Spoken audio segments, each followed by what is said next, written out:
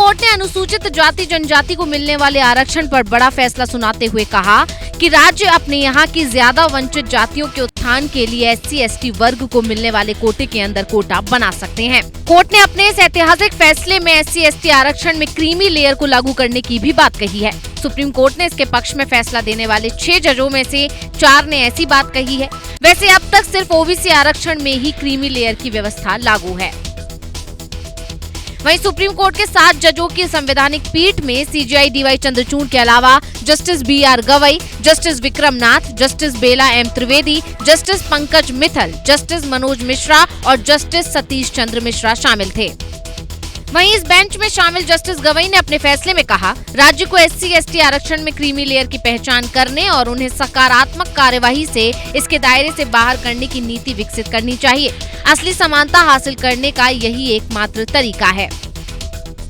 इसके अलावा जस्टिस विक्रम नाथ ने भी इस फैसले से सहमति जताते हुए अपनी बात रखी। उन्होंने कहा, OBC पर लागू क्रीमी लेयर का सिद्धांत SC/ST आरक्षण पर भी लागू हो।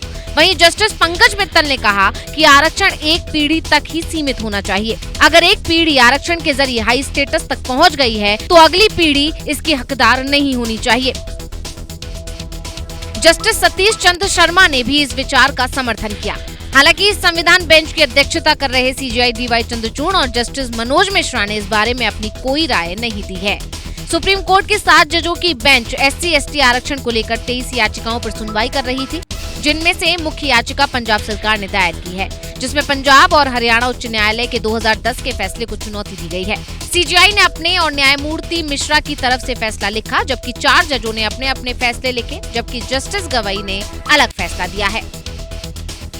अब आपको बता दें कि आखिर क्या होता है कोटा के भीतर कोटा। तो कोटा के भीतर कोटा का मतलब है आरक्षण के पहले से आवंटित प्रतिशत के अंदर ही एक अलग आरक्षण व्यवस्था लागू करना।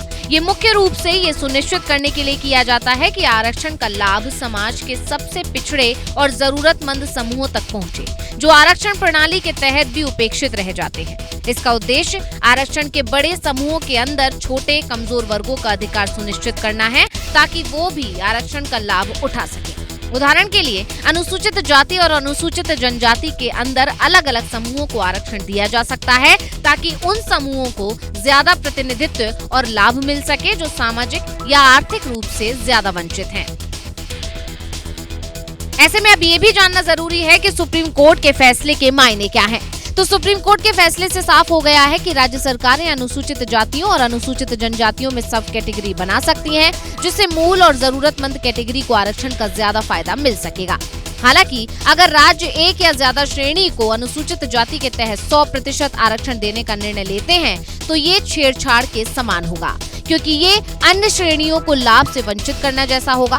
सरकार के पास जातियों का डेटा होना चाहिए। इस डेटा के आधार पर जमीनी सर्वे होना चाहिए और इसी आधार पर कोटे में कोटे वाली जाति का निर्धारण किया जाना चाहिए। तो आपको सुप्रीम कोर्ट का ये फैसला कैसा लगा, हमें कमेंट करके अपनी राय दे सकते हैं।